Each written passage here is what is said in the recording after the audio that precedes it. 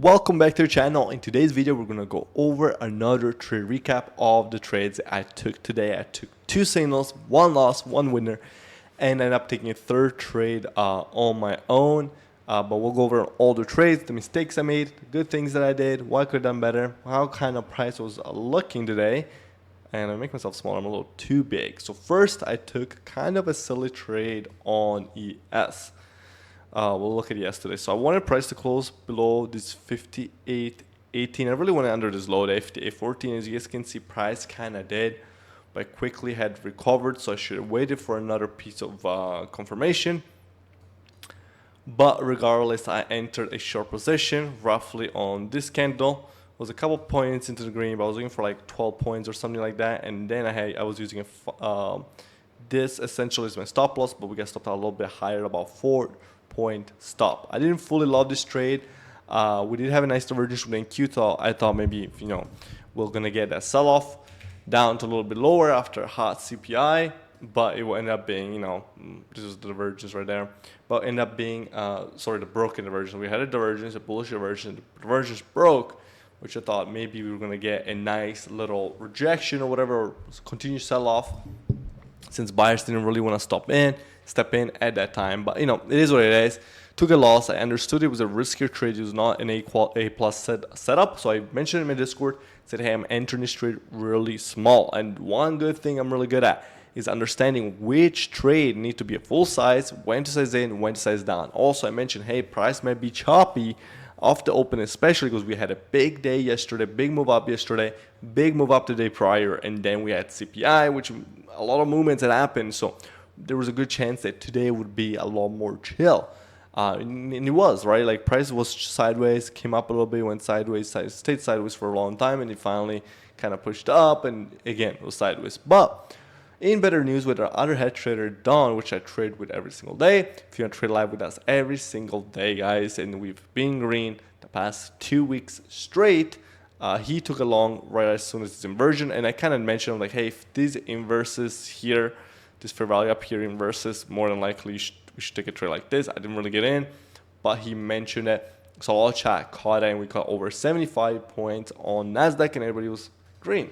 But hey, I had to get my get back. So I took a short later on yes at the side with a nice divergence. We had a nice little rejection point, especially if we go to the 5-minute. We also had something I don't personally use, but a lot of people do. We had a 5-minute unicorn on NQ. I took all my trades in yesterday, guys. Just keep that in mind.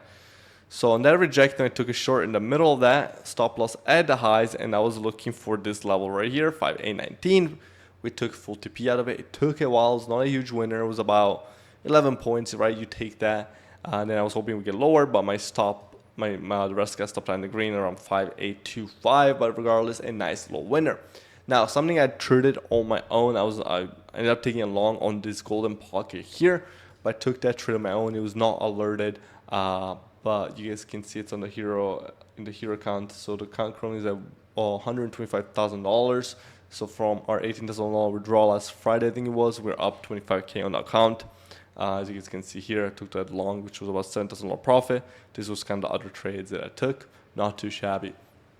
But again, that trade was kind of my own because I was not on stream anymore, and I had to go to a meeting, so whatever. Sometimes I can't trade on my own, but a lot of the chat caught that. They learned the strategy they used to learn the golden pocket, and the golden pocket was bottom twice today. Twice, guys. If you draw on the previous day golden pocket from here to the highs, look where price retraced to off that CPI. It retraced right into the golden pocket. You have to, guys, if you learn how to draw your golden pocket, you literally almost never need anything else.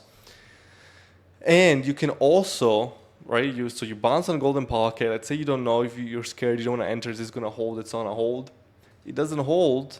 You can also then wait for your fair value gaps to form. In this case, this is the fair value gap that form, a larger time frame one, right? And you're like, yeah, Antonio, isn't this the fair value gap and this is a different one? But when fair value gaps stack, and I'm going to remove all my drawings, I'm going to remove everything. Guys, when fair value gaps stack like this, you see this candle goes over this candle, you're going to have a larger time frame fair value gap. So it's going to be on the 15-minute. Let's see if it was on the 15. No, it was not. Sometimes there are like really funky time frames. For example, here you have a 10-minute one, like a really small one, and that can be your entry. Look, sometimes they're really funky, but whenever you see it, this is probably like a 9-minute one.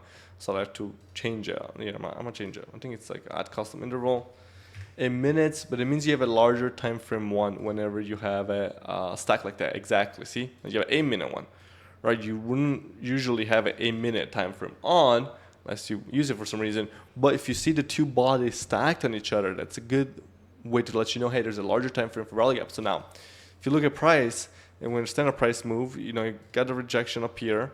We took the short targeting the GP, and also it was a small time frame imbalance that we came to fill. Now, let's say you're scared, you wait for the first rally gap to form after that GP, you enter off of that, you use you target, in this case, whatever you were targeted, and your stop loss under that GP, which would have been, not the GP, the fair value gap, and boom, and that's the 2023 Antonio model, right? The BGC model, the made famous the Golden Pocket, right? No ICT, no TGR, no really good looking more trades. So it was a great trade. I took it right off this. It felt a little more risky, feeling good. I had a pretty solid week, so I took it off of that. Fortunately, it was a signal.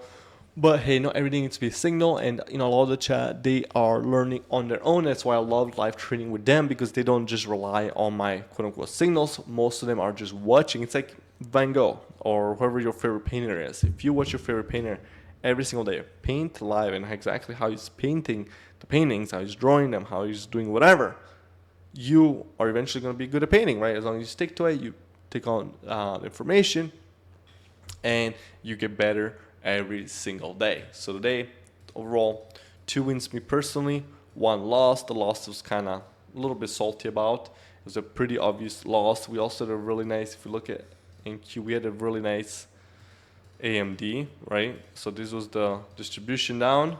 Then after distribution, you get the accumulation. We talked about this in yesterday's video. Go watch it. Accumulation, you manipulate under the low, and I got manipulated. Sometimes it sucks, but it is what it is. And then you distribute it to the higher side, which would have been the CPI high. So really clean. If you in hindsight, looks really clean. Kind of saw it when it was happening, but I took the short, and I do not a really good job at flipping my trade. Like, I'll have 2 levels. I'm like, okay, I know if it's either we're gonna close under it, we're gonna go short. If you close above it, we're gonna go long. If I take one, I'm not really quick to switch it right away, which is something I can get better at, but it's fine. A lot of the chat caught this anyway.